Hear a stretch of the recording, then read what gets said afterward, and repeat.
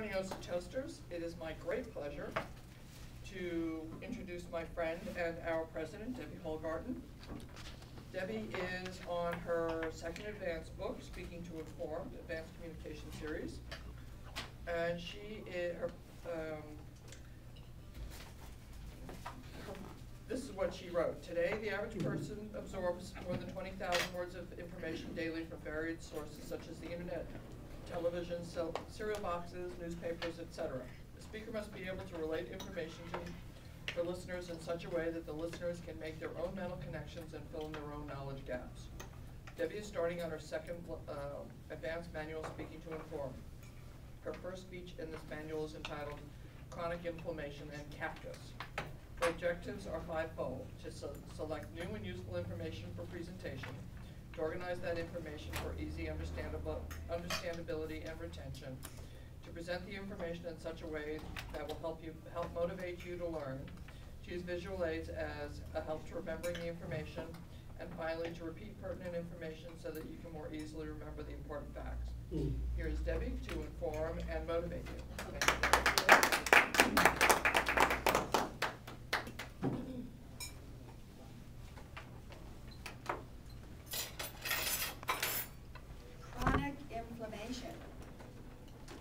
Prickly pear cactus, nopales. Those are three strange words that don't seem to go together. However, I'm going to show you how they come together for our information. First of all, I would like to define inflammation. Inflammation is the immune system's response to damage from a multitude of sources: poor diet, smoking, stress, trauma, weight gain, bacteria. How does our system work with inflammation? Let me give you an example. If you cut your finger, there is a foreign body that goes into your finger. So the white blood cells rush to your finger, and they call for help from the free radicals, and they take care of the foreign substance. Your finger heals and you're fine. But what happens if it doesn't heal? Well, that creates a vicious circle, because as the white blood cells come to the area that's with the foreign substance, and the free radicals come, and they call for more blood cells, and more free radicals, and it becomes a vicious circle that creates what we call inflammation today. Chronic inflammation can affect your heart, your brain, your joints, your mouth and gums, even your emotions, and of course, inflammation encourages cancer growth, because cancer cells like to procreate very quickly, and they latch on very quickly to the cells that come to the inflammation area.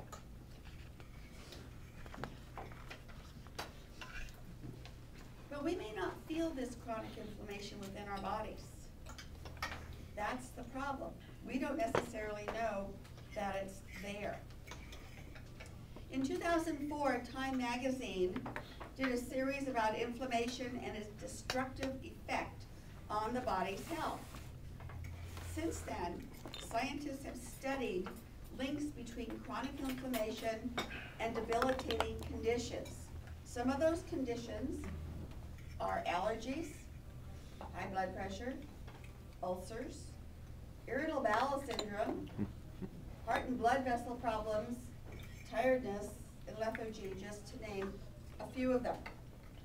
I'm sure some of you can relate to, or all of us can relate to, some of these problems.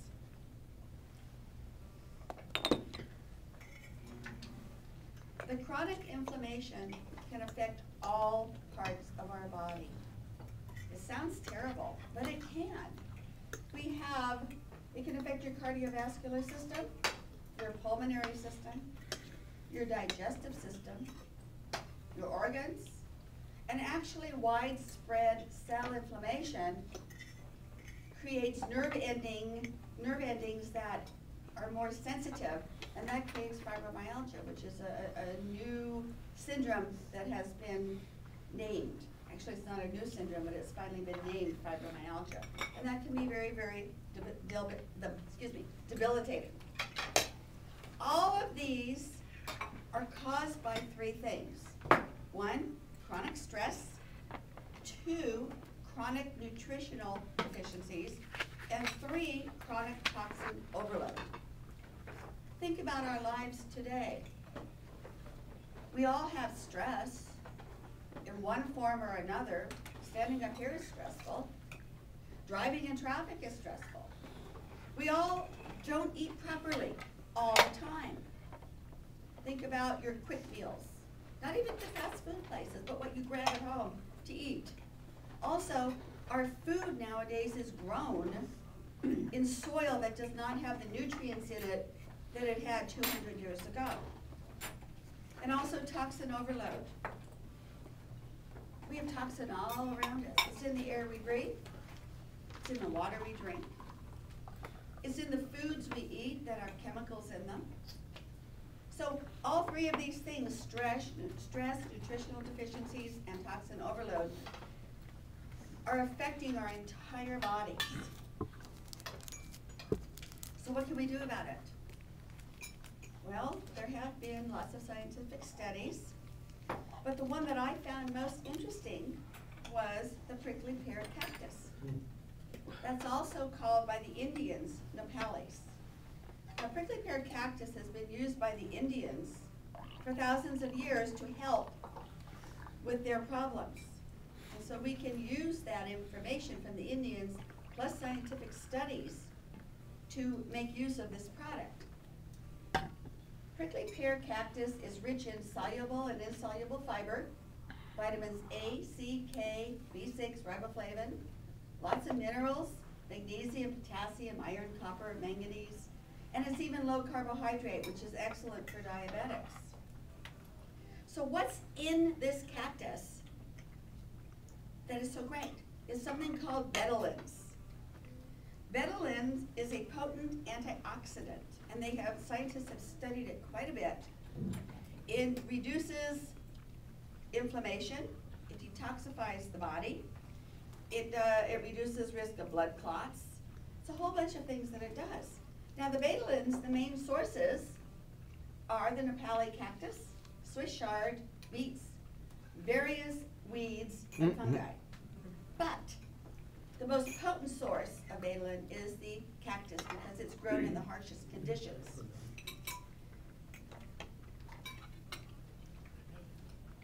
So how can we get this cactus juice? Well, you can go to the store and buy it, or you can look on the internet. When you look on the internet, there are multitudes of sources that actually have cactus juice in it. One of the ones I use is called Nopelia by Trivita, and the first ingredient is cactus juice. So you can go on the internet and find a source and drink it every day, and hopefully reduce your inflammation, reduce your stress, and reduce everything else in your life that is bad for you. The Indians have used this product for thousands of years. Why shouldn't we? Thank you.